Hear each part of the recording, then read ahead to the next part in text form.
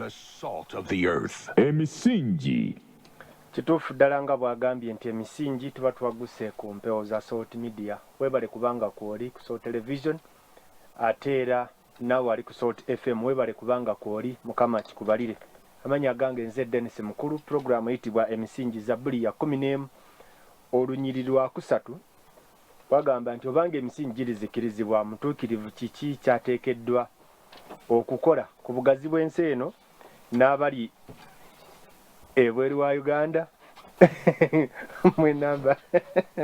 mwenamba aniriza mwebale kubanga kwe muri Salt Media app. Wonna wooli tugamba nti ffe munnyo nga bulijjo.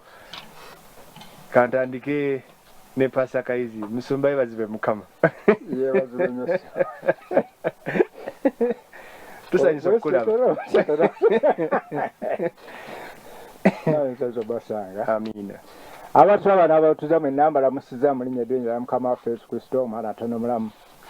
Neebaza ekisa kya Katonda tukuuma nga tukyali balamu mu mbeera efaanana bw'etyo ekisawo kya Mukama we kiri. Era n'olwaleero ne tuze n'ekigambo kya Katonda emmere ennamu erimu essuubi amazima era n'obulamu. Gulawo buguzi mutima gwo kubanga ekigambo kituuse. Mukama wetubeere nnyo omukisa. Weewaawo tweyanze omusumba Kaizi Edward. Musumba yebazibe Mukama waffe yetu. Tumwebaza mbadde manyi nti nze nzirako naye abatuuze abali ku TV bamulabye Musumba Kaizi abamulowooza nti tasobola kukuba sama. Akubye sama bulungi nnyo. N'agwa mu ntebe. Ate n'agwa mu ntebe n'etaleekaana. Aguddemu nga nninja. Abadde amaze n'okwetegeka nti nga bulijjo leero osooka nange neza okulaba nga omukulu kwali ku muzindaalo naye kanzikirize. Tubalamusiza mikono gyaffe abalungi. Mukama yebazibwe. Amina. Yebale atukuumye, yebale abakuumye, yebale olwa mikono gyaffe ne baganda baffe abali emitala w'amayanja. Essaala tugikwata era tukkiriza nga Katonda ayanukula essaala. Kyembakubiriza kwe kugoberera emikutu emitongole. Emikutu emitongole mu kutuusa amawulire ku bantu. Okugeza nga radio zino zaweebwa licenses, TV zaweebwa license, gavumenti ng'ebadde n'ekyeyogedde. Naye ebintu bino ebitala bitalina license nga Facebook, WhatsApp, nga buli muntu kwali byayagala byayogera. Abantu bali kodinga obulobozi ne babuweereza n'abegera nti mukongereyo mukaweereza n'abalala naye tayogera mannya ge. So gwakatambuza oyinza okwekanga nga gw'ofunye obuzibu. Mu mbeera eno tetusaana n'akamu n'akatono kusanyira mu mbeera. Ffe ng'abali mu mikutu gy'amawulire tulaba ebintu bingi, ebimu ne tubireka nga tugamba temujja kusobola bisitula. Kati twali tulaba Sky News. Kubanga ate ffe tetunaba correspondence mu Italy na wanawa.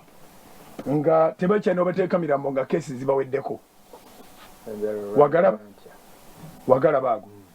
Era ne bannyonnyola nti mweyo waadi tewaliwo yayingirayo n'awona. Nga kesi coffins zibaweddeko. Owulidde. Coffins nga zibaweddeko. Naye ng'ate abantu bakyafa. Ng'ate bakyaleeta abalala. Abasawo abazungu kasookedde batugamba nti kola essaawa bwe ziti nga bali mu kukola essaawa ezisukka omuntu waategeerera. Naye ng'ate bakola naye nga bawaddaako tewali ddagala. Prime Minister wa Italy yabadde ayogera n'agamba nti bane tukoze kyonna ekitusobola naye ebyo bigaanye. Tutunuulidde waggulu, tutunuulidde Katonda yekka. Of course. Ewaffe Masaka nakulampulira boogera nti akamega enjovu tekaba kanene. Kakati nga bageraageranya nti akasiisi kaba kayingidde mu nnyindo y'enjovu. Eyagala okubaako engeri gye kajjamu omukono gwayo ogwo enjovu gwekozesa. Akantu akatono keerippamu ne kagiviirako okwerindibwa. Neetuula yokka. Neetuula yokka okukakana ng'eggyemu olumba olugitta. So ensi bw'eba njovu etudde kati. Naye ng'ate akagimegga akagituuziza wansi katono nnyo nti tosobola kukalaba n'amaaso. Muyina okuleeta ebyuma eby'ekikugu okusobola okukalaba. Tekana gwa tikatakanze abayina ebyokulwanyisa eby'amaanyi, abayina emmundu ez'amaanyi, abalina amagye gaba muntu nsolo. Bonna batudde. Mbadde ntunuulira amawulire ku nga balaga akulembera Germany ng'eyagenza omukuba empisa ey'okumugema ate yabadde mulwadde. Eyagenza okugema akulembera Germany yabadde mulwadde era kakati yeetadde mu quarantine. Olaba kati ali mu kkomera liri nga si tebamukutte tebine yennyini yalyeteddemu naye nga kuba omusawo dokita nga mulwadde bakizudde nga mulwadde amaze omukwatako kugamba ekintu kyo kyasusse. It's an awakening call, it's a wake up call. Abantu bonna baddemu bamanye nti waliyo Katonda. Nuclear si Katonda, euros si Katonda, pounds ennyingi si Katonda, billions and trillions and zillions and whatever obutabalika bonna si Katonda. Abagagga bafukamidde. Tewali njawulo wakati w'ataasoma n'eyasoma. Tewali njawulo wakati w'alina ensimbi ennyingi n'atalina. Kyova olabanga Uganda tuteekeddwa okwebaza Katonda. Keesi emu ate nga n'oyo agenda kuwona kubanga nze buli lwe nkwata essaala yange musabira n'abalala bonna mbasabira. N'oyo agenda kuwona alirunyumya. Keesi egi emu. Naye ate n'olabanga abantu bali mu kukibalaatiramu. Abantu nga bali mu kubalaata. Omwenge gubasingira obulamu. Badduka buddusi na poliisi nga amabaala baganya okugaggala, abalala bagaggadde emiryango bali mu kunywera manju.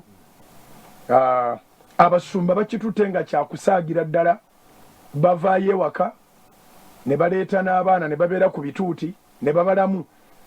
Kwegamba simanyi kigambo kye mba nkozesa okunnyonnyola abasumba nti pulezidenti bwe yali agamba nti abantu 10 yali tategeeza nti muleete abantu, leetayo abantu mwenda gobere wa 10 kubanga 10 n'abo booleese mwandibanga mwemuli yakwatiddwa. Laba bonna babavaawo nga bakwatiddwa. Ennaku bagambye entono nnyo 32. Lwaki teweesonyiwa kugenda ku kituuti? Naye ate olina okugendayo kubanga olina okusaba ssente. Olina okubeera woolabikira nga waliwo amasapesape. Abantu abali eyo abakulaba basobole okuweereza mobile money, bateeke ssente, bawandiike ebinamba ebigasiya. Kubanga ssente abazirina batudde bafukamidde. Street bw'ozitunira ensi yayereddwa oyinza okugamba nti Rapture yazze. Kyewuunyisa nnyo okubanga abasumba b'e Uganda mukyalemedde ku ma TV ne ku ma radio nga musaba baweereze ssente ng'abazikola abalina ebyuma ebipulintinga n'ezaffe ssente tezikyalina mugaso gye bali. Tezirina.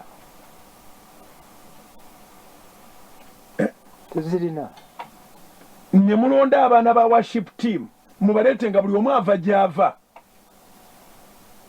bajja bakwata obuzindaalo. Bwakamala balina akawumbuza bali ayakoze ku by'ebyuma balina okukakwata.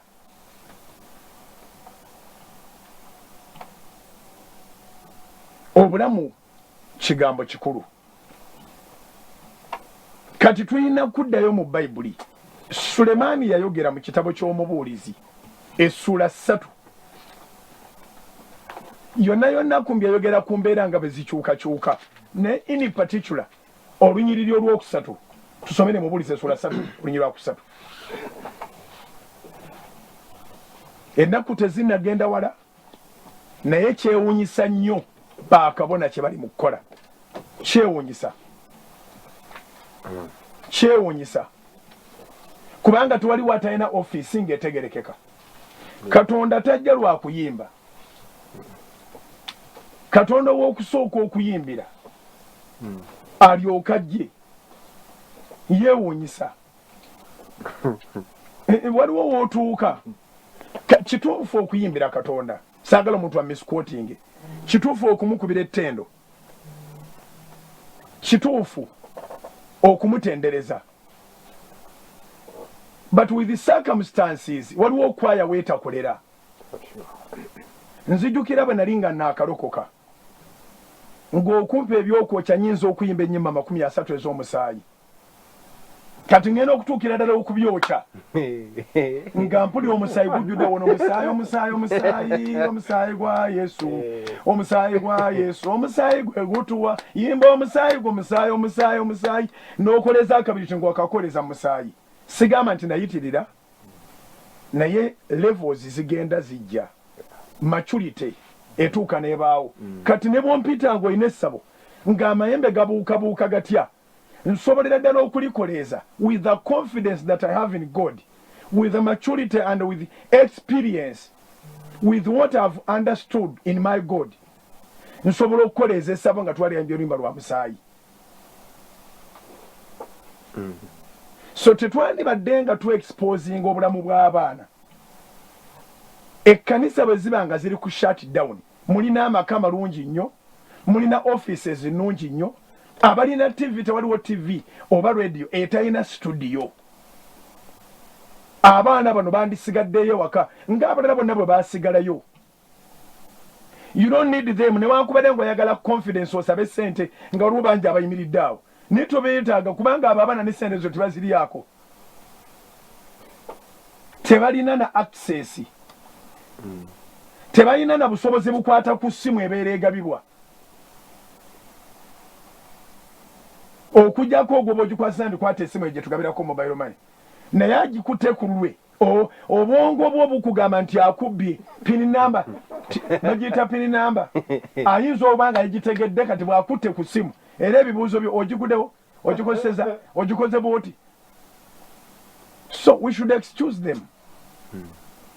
We should excuse them. Understanding y'abasumba yandibadde waggulu nnyo ku y'amabaala.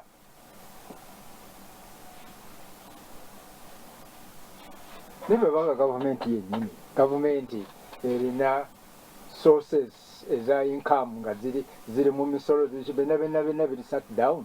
Gwe lwaki okaaba ennyo bakuweereze kimu eky'ekkumi n'ekiwera? Bali bw'oyagala bakuweereze bo bazijjawa, kubanga kati buli omu tamanyi we kikoma. Weewaawo nzikiriza nga Katonda agenda kwanukula essaala zaffe, naye abantu bali mu kunoonya n'abatali akawunga bakaguze. Abantu bagula akawunga, bagulayo ebijanjaalo ne bateeka mu kasonda in case. Kubanga nga kyatabuse nga bw'olaba nti street z'ebweru zonna tuli mu kuziraba nga nkalu. Owa Russia yatadde embwa, yatadde empologoma ne tigers bye bitambula ku street, kubanga abeewaabwe nabo ba mitwe minene ng'abeeno manyi Russia nayo ekwata kisooka nayo mu kunywa omwenge. Russia mu mwenge bali wala nnyo nnyo nnyo, bakola omwenge era ate omuke nnyo. Naye ndowooza mu nsi yonna Russia yesingira okunywa omwenge.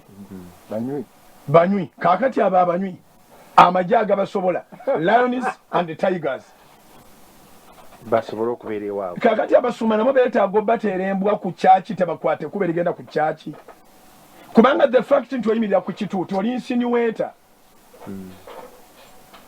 Okuyimirira ku kituuti kiba kitegeeza nti anyuse oba ali okumpimpi ajja ayitireko awo akukwasa akabaasa ke akirabye wooli.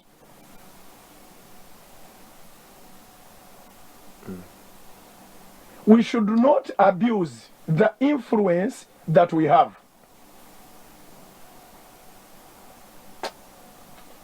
If we are not law-abiding citizens, as leaders, spiritual leaders, then who do you expect to be a law-abiding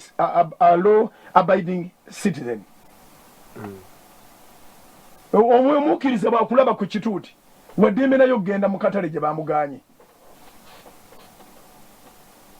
ate agenda okulaba nga toli wekkanga webali awo abalala bayimba abalala bakola batya, bw'ovaayo ogerayo ebigambo biri n'oba bayibuli yakwekwasa bwekwasa.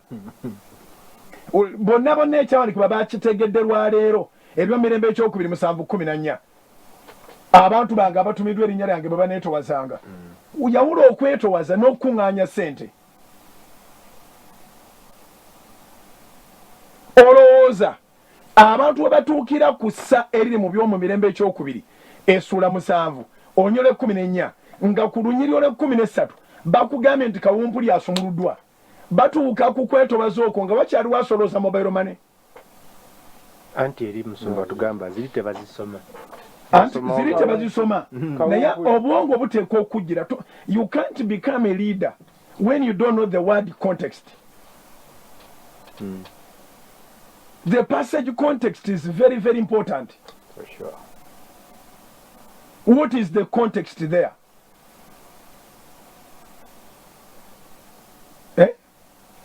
Kawumpuli. Enzige. Abantu bategere nti kati wano tuwali agenda kusobola kuwangula. Beetowazza banoonya linnya lye. Olunyiruga nti banoonya ssente oba lugamba nti banoonya linnya lye. Linnya lya Mukama. Kati no kenjogere nga seetaaga kubeera nabbi. Embeera no bw'eneeba ewedde. Abantu bangi abagenda okubanga bamaze okuluzinga. So many people will have lost trust. Obwesigwa. Ate waliwo ebintu by'osuula nga ne bw'ofuuka trilioneya ne bwe bakuba nga bakwalirira ssente nga tebidda tebigula ssente singa abantu bakugjamu obwesige. If you lose integrity at this time, a shepherd's heart would have concentrated on the sheep.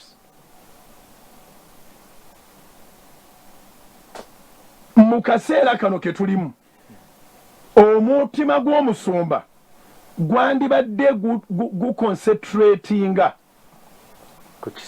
ku kisibo era twandiraze nti tulina the spirit of wisdom, omwoyo w'amagezi twandiraze nti ali ku ffe mu kutya Mukama amagezi mwe gasookera. Then the growth in God brings too much maturity. Otuukese oba kulondera ne bakwesiga nga tomanyi gye basula tolina n'omugwali okyalidde tomanyi gy'ava ne bakuŋŋaana ne baddayo. Omwaka ne gugwako nga ku bantu abakuŋŋaana tosobola kukyalirako 1% kumanya gye babeera naye nga bakwesiga. Isn't that enough evidence that you have the capacity to lead? Kati bw'obanga eyo evidence kati amagezi gakubula gatya ku ssaawa esembayo okumanya nti abantu bano besikyalirangako okumanya gye babeera 1% simanyi gyesula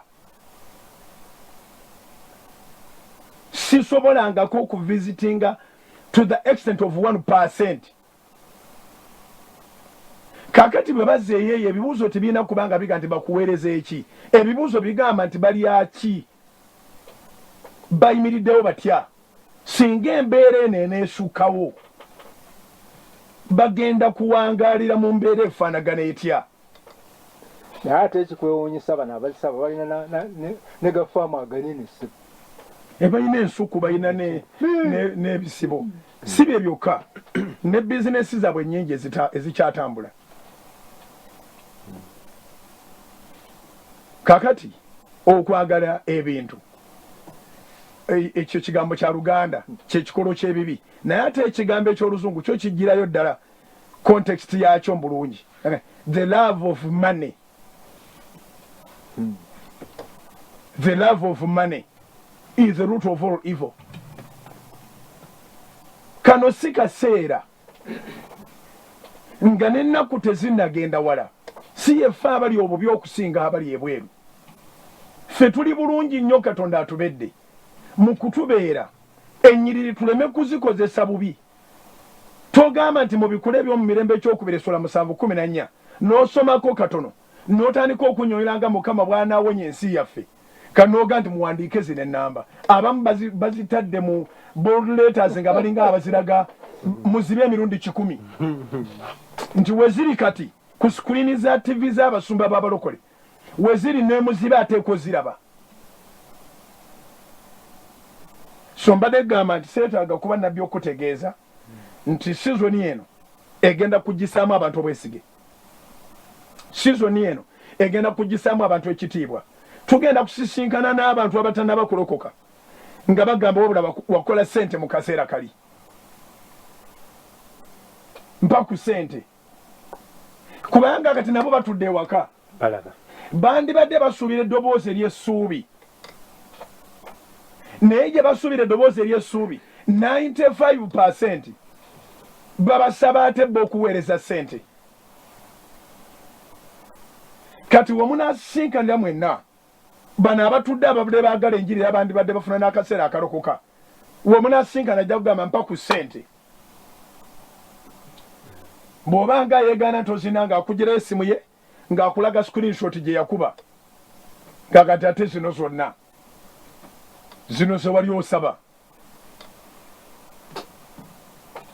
ng'omugamba twala eri tubiveeko ebyo nga mubivaako naye ng'akubulidde nti you lost your integrity. You lost your integrity. So singa ennaku zino zinaagenda ne zifuuka 32 katusubire nti abasumba temugenda kumenya nzigi kubanga akaseera kagenda kutuuka nga boowereza mobile money badduse edda bagenze mu kyalo ng'alinamu akasente akategekedde transport ali mu zzanga ekyosi kiyise and this is the truth.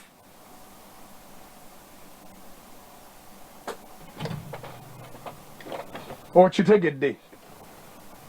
So the concern as for now should not be focused on tithes and the offerings and the seeds of faith and so forth and so on. It's a very bad image. Naye obulokozi ekirungi kyabwe ekibwawula ku bintu ebirala. Buli muntu anoonya Katonda ku lulwe. Era buli muntu aweerezanga ye. Ne bwe muli ekolamu associations tewali muntu weyafuna kuyitibwa ali eyimirirwa association. Ojja kutuukayo onyonyolenga bye wakolanga bwabikolanga kubanga mwabanga mubikkaanyizaako nga association ya denomination oba nga association ya fellowship nti mwabikkaanyaako oba nga ab'ekinywi kyammwe ka gurupu. Katonda akubuze nakuyitira mu gurupu ki?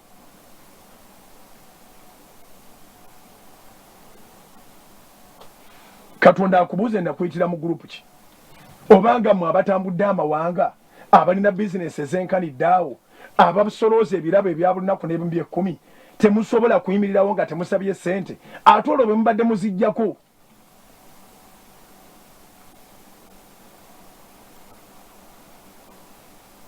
Kubanga bali babadde banoonya akatonotono ne bajja ne bawa Katonda waabwe.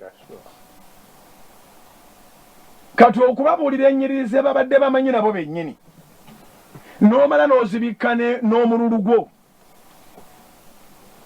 kikyamu. Tusomye tubikudde Mubuulizi essula 3 Mubuulizi essula 3 Omubuulizi essula 3 onyirwakusatu Ecclesiastes chapter 3 verse 3 bagambye nti ekiseera ekyokuttiramu n'ekiseera ekyokuwonyezaamu ekiseera ekyokwabizaamu n'ekiseera ekyokuzibiramu. Soma olusooka lugambye nti buli kintu kiriko entuuko yaakyo na buli kigambo ekiri wansi w'eggulu kiriko ekiseera kyakyo. Ekiseera ekyokuzaaliramu ekiseera ekyokuzaalirwamu n'ekiseera ekyokufiiramu ekiseera ekyokusimbiramu n'ekiseera ekyokusimbuliramu ekyo ekyasimbibwa. Generally ekifaananyi kye twagala okukuba kyawedde dda. Ekifaananyi kye twagala okukuba kyawedde dda. Buli kintu kiriko ekiseera kyakyo, kiriko entuuko yaakyo na buli kigambo ekiri wansi w'eggulu kiriko ekiseera kyakyo. Kaakati ebiseera bino biba n'amasomo mangi. Buli kiseera kireka waliwo abayize. Kijja kuba kyakabenje ennyo empalana z'abasumba bwe banaamaliriza nga tuyise mu kino ekiseera kuba kyakuggwa okusinziira ku Bayibuli. Empalana zaabwe kijja bakyakabenje nnyo okuba nti kino ekiseera bwe kinaggwa zijja kwekubisaamu emirundi 10 ng'abantu be wali olina osigaza koota ate nga waliwo jjojja okulengera nga wajjudde nnyo nga tebane bwe babateeka kiseera naye ng'akasengejja kavudde mu biro bw'ebiti ewaffe Masaka bagamba nti eryokanga n'etonya newamwe kubanga bweba tenatonya tomanya ensisiro etonya enkuba omala kutonya wano watonya kigaziye kakati mu mbeera efaanana bweti nsiŋŋaanya omusomesa omu naŋŋamba nzeeyi semberera akazindaalo naye akuwulire kintu kino kibi naye ate kitukoze bulungi kuba kakati enjiri effena tugiwulira ku leediyo na ku tv teri muntu asobola kugenda wonna wagenze naye ate tutegedde kanisa entuufu yennyini weeri nakwata pikipiki enaagenda agenda nganyenya omutwe kakati eyo gyenkuba eri gyogambe nti enkuba eryokanga n'etonya ensiisira zaffe zetwazimba zetubadde nazo mu musana zetweyagaliramu enkuba bw'etonya ng'oli muyo n'olyoka otegeera bweri engumu kubanga ejja kutonya tesobola kutonya ng'omusana gwaka era bwe guba gwaka tomanya nkyamu na nnungi nga bali abazimbe amayumba gaabwe amalungi agatemagana emu ku lwazi endala ku musenyu zonna zaali nnungi nga kalamite tennaba kubaawo mati yonna bamugula wamu naye wawe bazimba foundation kale kino nakyo kigezo kinene kyamaanyi kigezo kinene kigezo ate obadde onkyusisiza byonna byembadde ndowooza mbadde ngenze wa Pawulo ng'asomesa ku nsiisira eno ffe gye tulimu ensiisira eno ng'agamba bw'eri abizibwa kabubeere ddi ensiisira eno ejja kwabizibwa naye omwoyo ogwo bwe guliba guvudde mu nsiisira eno ogenda kuddawa abaana abato booli awo bakyalinayo akaseera wadde era tekaliiwo naye bwe balaba nga abakulu tebafunye entiisa bakola bagumidde ku bakulu kikulu nnyo okukebera emyaka gyo n'omanya nti eno ensobi gye nkoze siyinayo myaka gya kugitereeza. Every time you grow, you have to grow fully. Yeah. You regret some of the years that you lost in foolishness. Chovala buli muntu omukulu alinayo singa bakuzizaayo ku 22 n'alaga bye yandibadde akola. Kati kibi nnyo ate okulowooza nti ne bw'oba oli mu 5 ate oyina by'olikola ojja kufuna akakisa ka interview ng'oli mu 8 singa mbadde mu 5 bino bye nandikoze. Labira ku nsobi ezikoleddwa mabega otereeza okuva w'otandikidde. Okuba w'otandikidde okutegeera. Kuba kati bw'olimba ng'olina emyaka 5 ogenda kukitereeza ddi.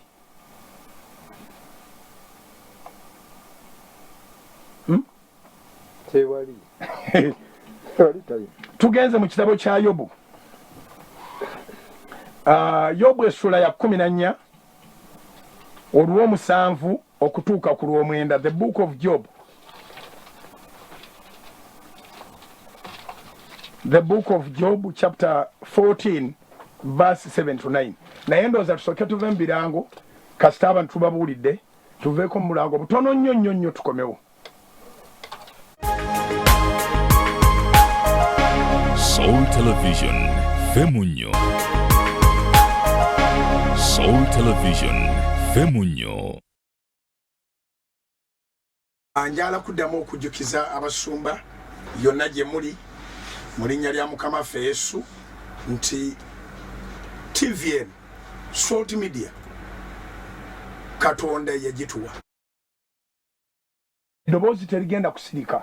Ekkanisa tebannabagigaana kusaba, tebannabagigaana kubuulira.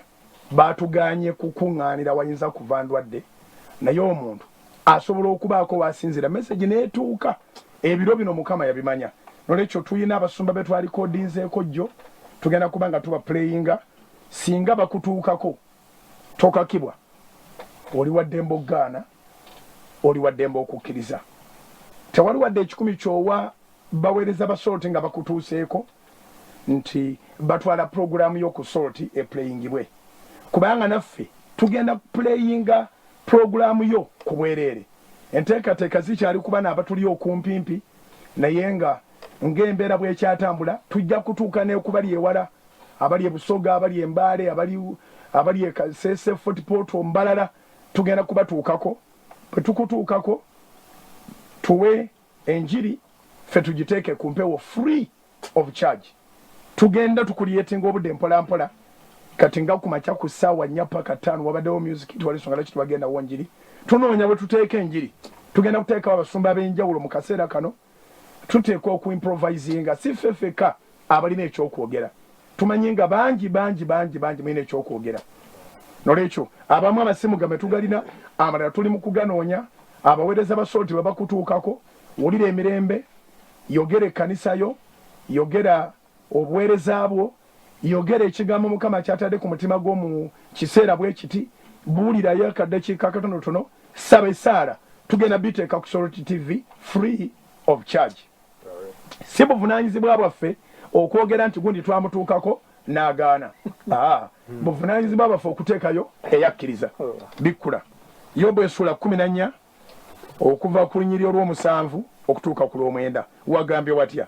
Job chapter 14 verse 7. Kubanga waliwo essuubi ery'omuti bwe gutemebwa nga guliroka nate. Ekigambo ekyo kigatta ku kyoli Sulemaani.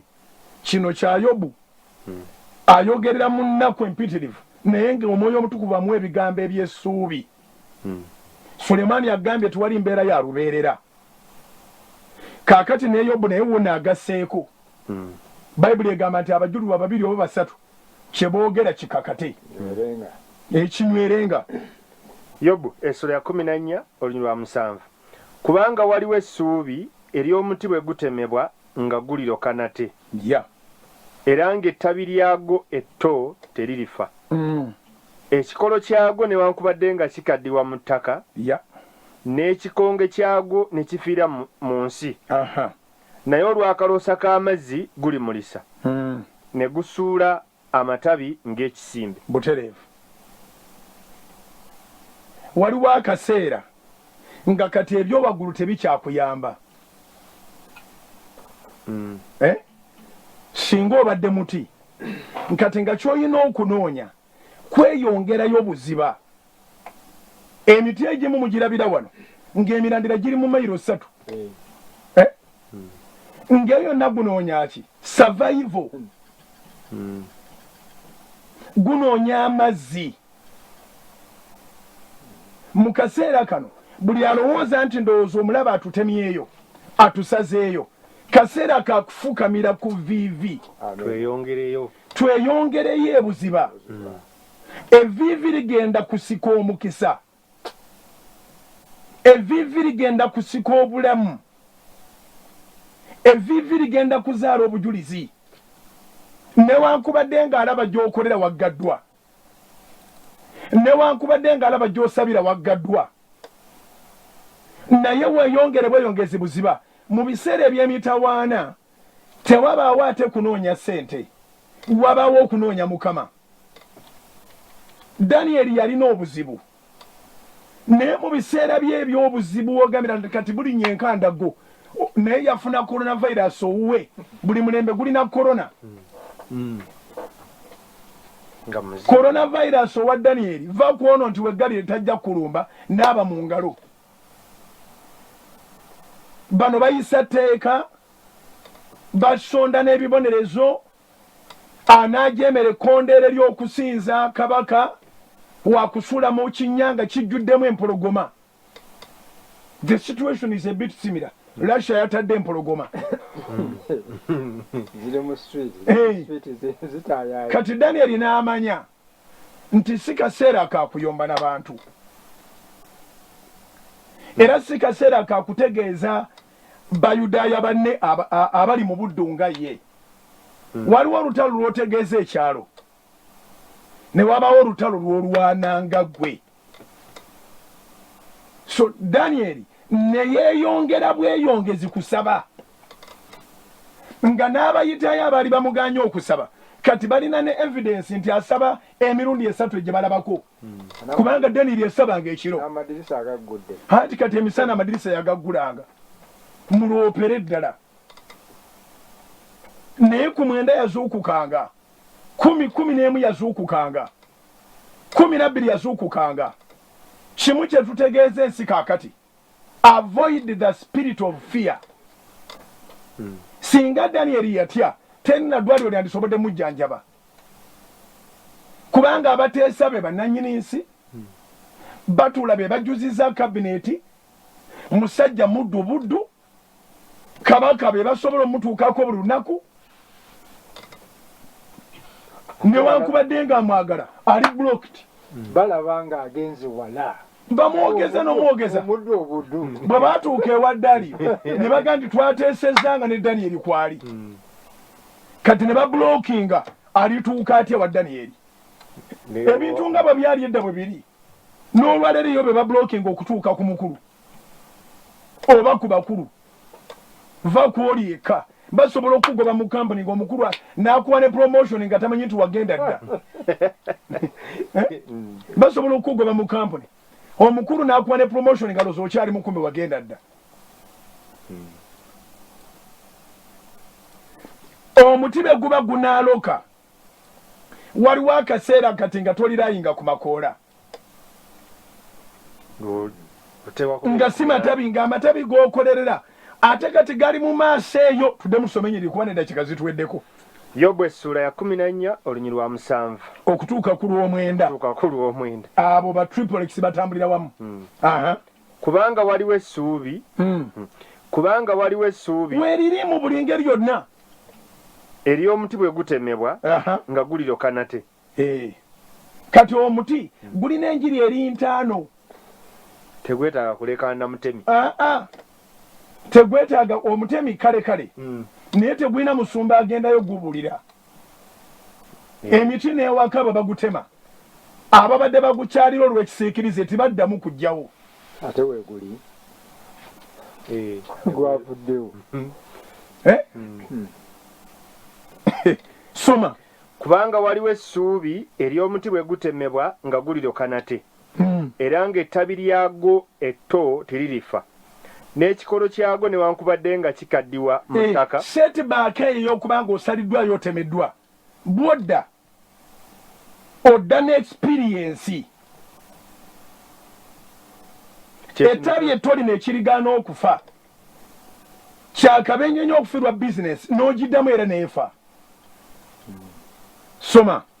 Olunyi lw'omunaana ekikolo kyagwo newankubadde nga kikaddiwa mu ttaka gwolaba mbu kikaddiye n'ekikongwe kyagwo ne kifiira mu nsi. Okiyitako nga kyafiira mu nsi ekiraga nti wafiira mu nsi teri akwetaaga.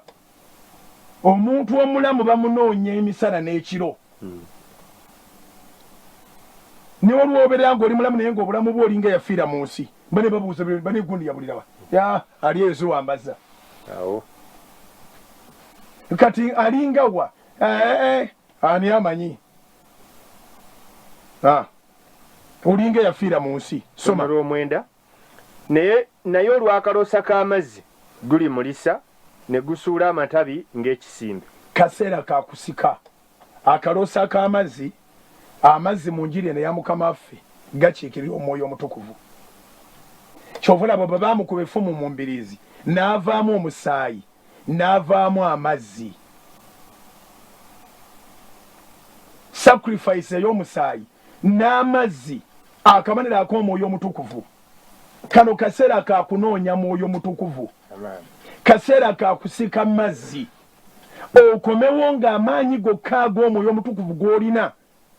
Teri kintu kinywa amafuta nga kuba na birala bikusika ne bikujja ku Katonda, kubanga omwoyo omutukuvu Katonda.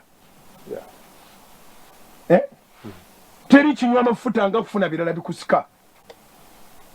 Musumba, omuti bwe gutemebwa waliwo essuubi nti guliroka. Yongerezaako statement. Ekyawandiikibwa kino kiwa omuntu essuubi nti mu mbeera yonna ne boolaba ng'embeera eringanga ekaluba, amaaso gajja Katonda. Yaleeta essuubi eppya, geemaanyi era bwe busobozi bwaffe. Alindiridde Mukama wadde ng'oyita mu kibuyaga, wadde nga kikunta waali, ogenda kuyimirira kubanga Katonda ono y'essuubi. Amazzi amalama ag'omwoyo omutukuvu ago gagenda kukusobozesa okutuuka ewala, kubanga ye Katonda yennyini. Abantu bajja kutunula baga nti oyo awedde, naye ggwe aneekuumira mu Katonda, Katonda tagenda kuleka. Ekibuuzo kiri nti omusuma mu kaseera kano ak'okusena, ak'okugenda ebuziba, osena ki? Naye ate abantu bakyuse baagala Katonda, era kati waliwo ayagala omwatuza obulokozi gye bafuluma ate gye abayingira. Amiina. Mukama waffe omulungi yeebazibwe, twagala okwebaza ekisa Mukama kyatuwadde. Mu kiseera ekifaanana bwe kityo okugabana ekigambo ekiramu, kubanga era ekkubo liririmu lyokka lya Kristo Yesu Mukama waffe omwana atono omulamu. Agamba nti mujje gye mmwe mwenna abakooye era abazitoowereddwa. Kristo tannazitoowererwa na mbeera yonna ekwetoolodde, yalina ekyokuddamu. Njagala weewombeeke gwe alokoka, oddemu ebigambo bino wamu nange gamba nti Mukama, nkwebaza olw'ekirabo eky'obulamu, nkwebaza kubanga ondesseewo paka kaakano, era ng'onnyinzisizza kumpuliriza ekigambo kyo. Nzikiririza ddala ti mbadde mwonoonyi abadde ateekwa okuzikirira, naye olw'essuubi lye nfunye mu kigambo kyo, nzija gy'oli nga neenenya era nga nkyukira ddala okuva mu makubo gonna ge mbadde ntambuliramu agatali ga Bakatonda, gonna ngavuddemu era ngalekedde ddala. Neenenyezza ddala buli kintu kyonna kye mbadde nnyingiddemu, kye mbadde ntambuliramu, kye mbadde nkoleramu, kye mbaddemu. Nyaniriza Kristo Yesu ekkuba n'amazima n'obulamu mu mutima gwange, era nga mu obulamu bwange bwonna. Njatula okwatula okulungi nga ndokosa okufa kaakano.